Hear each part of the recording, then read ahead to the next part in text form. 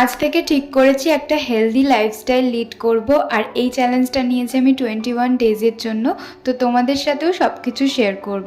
আজকের দিনের শুরুতেই তো অনেকটা পরিমাণ জল খেয়ে নিয়েছি, তারপরে কিছু এক্সারসাইজ করেছি ওই 15 মিনিটস অর 20 মিনিটস মতন, তারপরে আবারও অনেকটা পরিমাণ জল খেয়ে নিয়েছি। প্রতিদিন আমাদের 3 থেকে 4 লিটার জল খাওয়া ভীষণই প্রয়োজন। তারপরে ব্রেকফাস্ট বানিয়ে নিচ্ছি। তো আজকের ব্রেকফাস্টে ছিল চিড়ে দই আর কলা।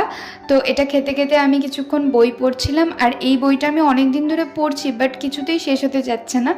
তো এখন আমি এটা রোজ পড়বো আর এটা শেষ করেই ছাড়বো। তারপর আজ জানো তো এই পিল অফ মাস্কটা আমি ফার্স্টবার লাগিয়েছি, বাট এটা না খুবই ভালো, আর রিমুভ করার পর আফটার গ্লোটা তো দেখতেই পাচ্ছ ভীষণই ভালো। তারপরে একটা হেলদি লাঞ্চ এনে নিলাম, মাছ ভাজা, শাক, ডাল আর চাটনি দিয়ে।